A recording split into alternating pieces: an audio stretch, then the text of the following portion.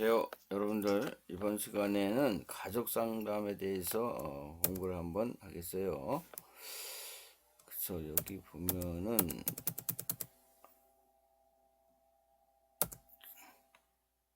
가족 상담. 그래서 얼굴을 좀 나오게 하겠어요.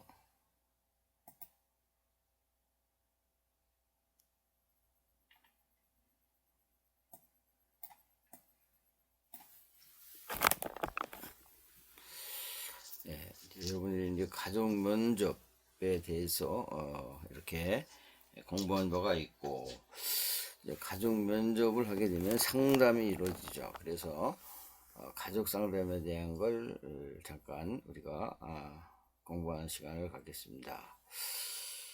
가족 상담.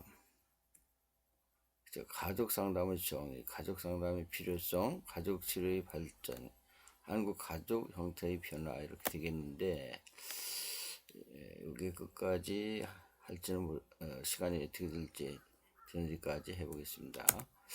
그래서 가족의 상담의 정의예요. 가족 상담. 가족 상담은 가족 구성원이 간의 관계에서 발생하는 다양한 문제를 다루고 해결하기 위한 체계적이고 관계 지향적인 상담 접근법이다. 그래서 가족 상담은 가족 구성원들이 함께 참여하여 자신의 역할, 기대, 감정, 의사, 소통 방식을 등을 성찰하고 조정해 나가는 과정을 통해 가족 구성원의 간의 관계 구도를 재정립하고 기능적인 가족 체계를 전환하는 데 초점을 둔다.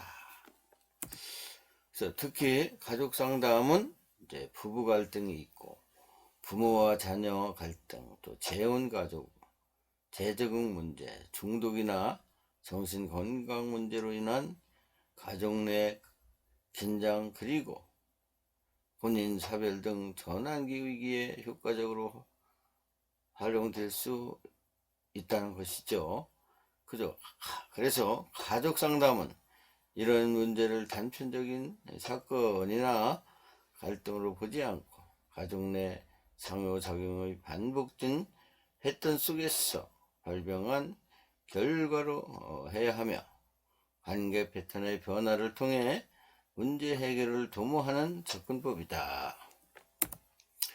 긍정적으로 가족 상담은 단순한 문제 해결을 넘어 가족 구성원 각각의 자신의 위치와 역할에 대해 더 깊이 이해하고 수용하며 건강하고 조화로운 관계를 형성할 수 있도록 지원하는 관계이다. 이는 결과적으로 개인의 심리적 안녕뿐만 아니라 가족 전체의 회복 탄력성과 기능성을 증진시키는 데 기여하고 있다. 가족 상담 모델은 1950년부터 1975년까지 근 25년 동안 주로 미국에서 많이 발전해 왔습니다. 특히 가족 단위로 한 치료 방법이 타당성은 개별 치료의 효과가 제한적일 수도 있고 내담자 좀 드리겠습니다. 내담자의 개별적 치료가 성공적으로 이루어져도 가족 구성원들 간에 여전히 문제가 남을 수 있는 가능성을 고려하여 가족의 전반적인 가족 구성원들이 협력하여 상담을 하게 되는 것입니다. 그 다음에 가족치료법이 이제 유형이 있어요. 정신분석 가족상담, 이건 이제 정신역동이론이라도 라고도 하죠. 그래서 정신분석적 가족상담은 프로이드의 정신분석 이론을 가족체계에 적용한 접근으로 개인이 무의식적 갈등과 욕구가 가족 내 상호작용에서 어떻게 영향을 미치는지를 탐색하는 것이다.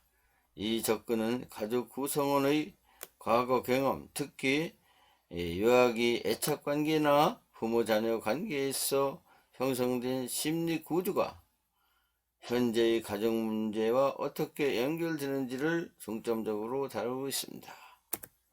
그 다음에 행동주의 가족 상담이죠. 이제 프로이드의 정신분석 이론 이후에 정신분석 이론을 이제 그 제자들이 많은데 반박하는 그런 학자들이 생겼죠. 그게 이제 행동주의 학자들이에요. 행동주의적 가족 상담의 문제를 행동의 결과로 이해하고 그 행동을 형성 유지하는 가족 내 환경과 상호작용을 분석하여 문제 행동을 수정하는 데 초점을 둔다.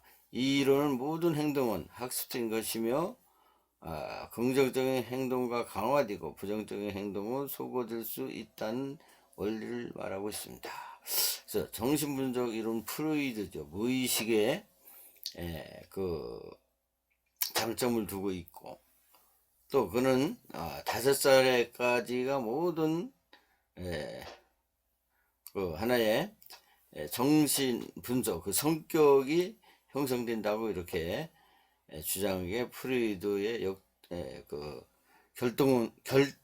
결정론적 역동이론이라고 하겠어요. 그러나 그 다음에 행동주의 학자들은 이제 파블로프 이런 사람들, 에릭슨 이런 사람들인데, 그분들에 의하면 모든 건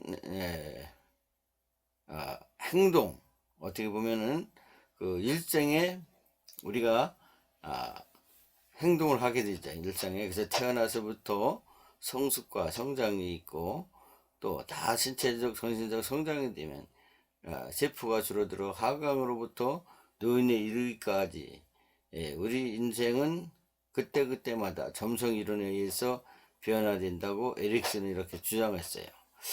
그래서 변화될 때에 그 한 사람의 행동과 부정적인 행동을 속어 없앨 수도 있고 강화시킬 수도 있는 그런 이론적 배경이 행동주의적 이론이라고 보겠습니다.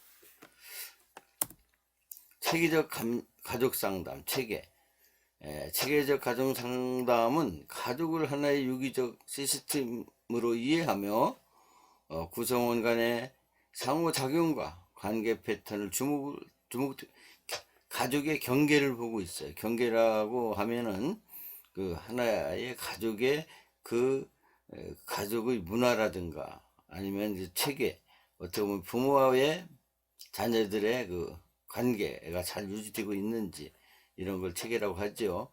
한 개념 문제가 전체 가족의 역할, 불균형, 의사소통, 오류, 경계 문제, 연합, 구조, 왜곡 등에서 비롯된 것이라고 보고 전체 가족 체계를 변화시켜 문제를 해결하는 접근이다. 가족 전체 구성원을 보는 거예요. 그 구성원들이 가족의 하나를 잘 구성하고 있는지, 아니면 잘못된 관계가 있는지, 그래서 잘못된 관계를 바로잡아주고 이렇게 그런 걸 이제 체계적 가족 상담이다. 가족 상담의 필요성이에요. 왜 가족 상담이 필요하냐? 오늘날 급속한 산업화와 정보화 속에서 많은 환경의 변화가 일어남으로써 가족에도 많은 변화가 요구되고 있다.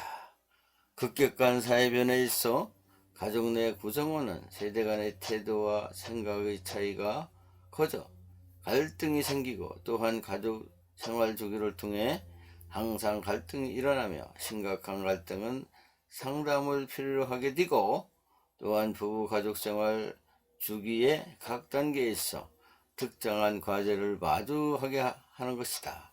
가족 문제는 다양하고 복잡해지는데 이전과 같이 가족 내에서 해결책을 찾지 못하거나 문제나 상황에 대해 적절히 해결책이 없어서 임시적이거나 효과적이지 않는 대안이나 조치를 선택하는 경우가 발생하는데, 이는 문제 해결을 어렵게 하는 요인이 되기도 한다. 이렇게 여러분들이 가족의 필요성을 기억하시면 되겠습니다.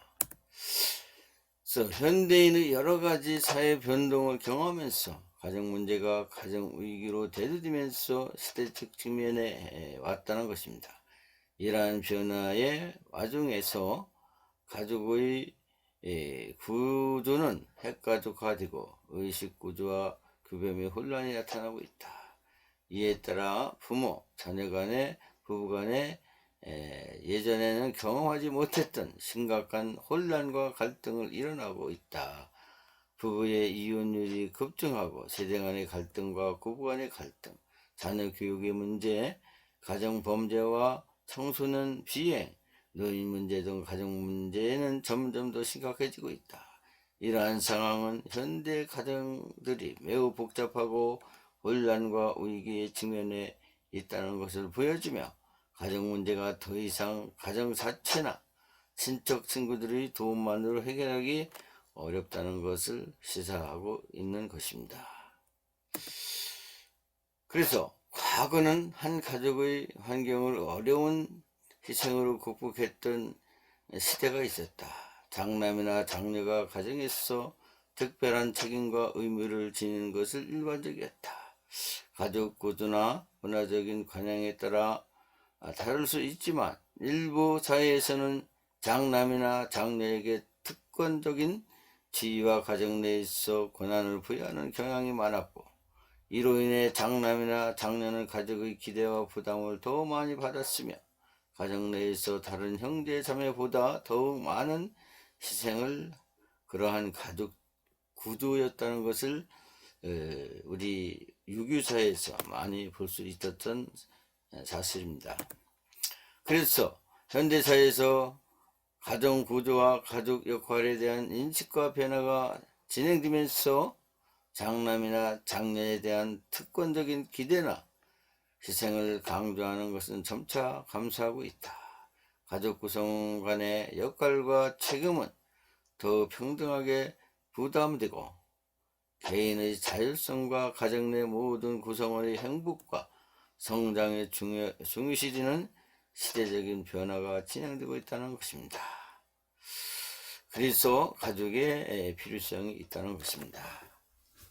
오늘은 여기까지 가족 상담이 왜 필요한가에까지만 우리가 공부하고, 가족 상담의 기법, 상담 기법이 여러 가지가 있습니다. 또 그저 하나하나 다시 배우는 시간이 있게 되겠습니다.